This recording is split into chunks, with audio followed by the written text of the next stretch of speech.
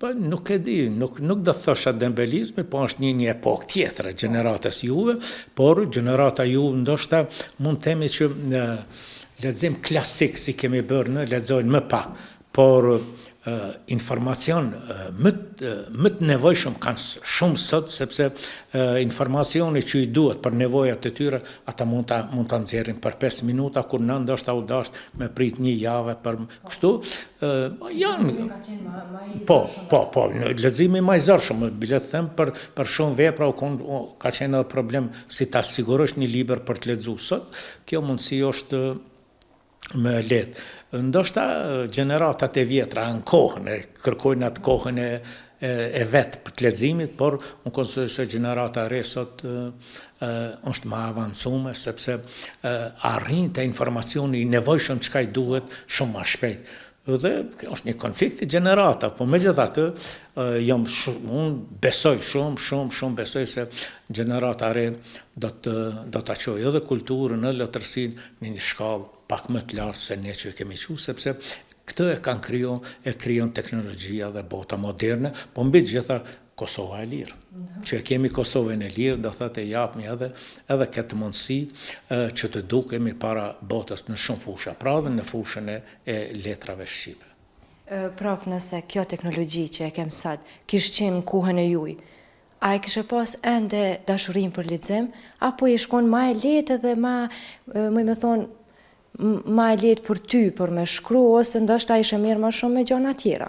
Dashuria për lexim edhe sot unë besoj nuk hiqet, as te unë, as te askush tjetër, por mënyra e ardhjes te dituria, cilat nevojit e ty sot është më e lehtë, më funksionale. Prandaj pa lexim nuk ka shkrim, pa lexim nuk ka dije.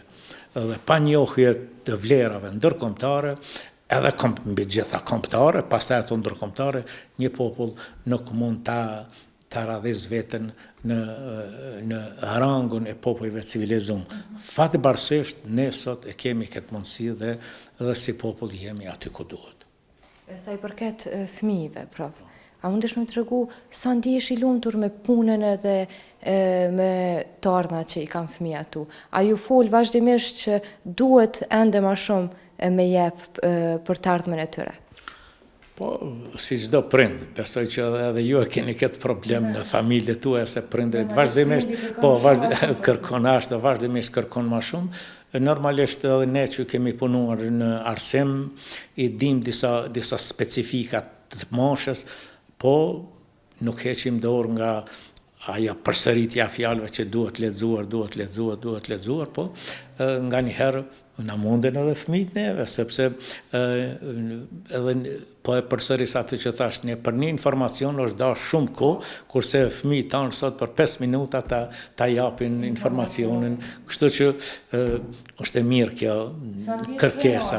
Po gjithsesi, sepse kur njeriu në jetë ka aludu dhe aludon dhe kërkon vazhdimisht, prindi me fëmijët nuk është kur i kënaqur se sa dëshiron, po megjithatë fëmijët kanë kry fakultete, punojnë, dikush andej, dikush këndej dhe ndihemi të lumtur. Cila është fjala jote që ja u thu vazhdimisht fëmijëve, ose që si këshilla jotja që e mojnë ata vath më vesh, me thonë, në gjuhën popullore?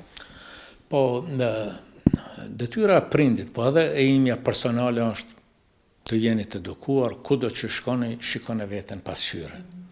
Për të ndriçuar të kaluarën tuaj, të prindëve, të familjes dhe mbi gjitha të dhejët. Kudo që shkel këmba juaj, dini që fjala shqipe peshon më shumë se çdo fjalë tjetër.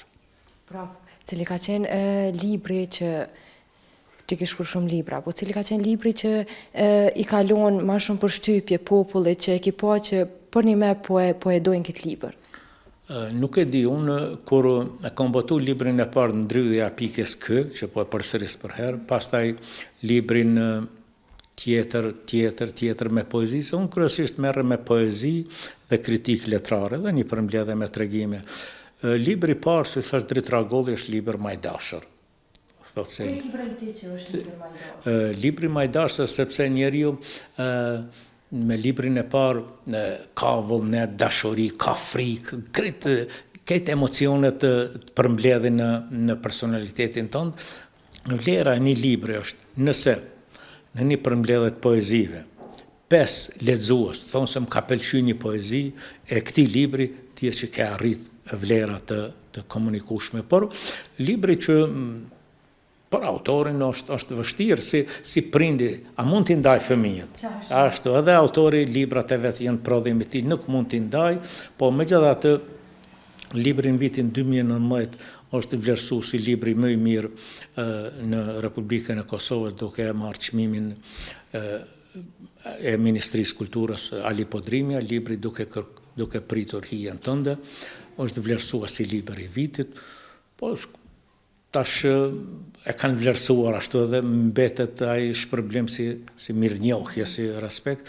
po vazhdimisht nuk kemi ndalë. Unë këtë vit e kam botuar librin e fundit me poezi, mos qoftë i fundit, se njerëzit lexojnë mes gurësh përkunden ëndrat, po që nuk kemi ndalë, faktikisht me shokë, miqe, sa kemi këtu, e pata dhe ju sot kemi klubin letrar në Siti, mbajmë aktivitetet të shumta, në kuadër të komunës Kamenicës, dhe kemi respekt, kemi përkrahje nga Kuvendi, nga Drejtoria e Kulturës, dhe një përkrahje financiare kemi sponsor të vazhdueshëm, një ndërmarrje në vëllezërit e Barovci, që janë të komunës sonë, ata po na sponsorizojnë në koordinim me Ministrinë e Republikës Kosovës të Kulturës, por që ajo na lehtëson zhvillimin e aktiviteteve të mbajtura, edhe siç ishte edhe ky aktivitet i ditës së sotme.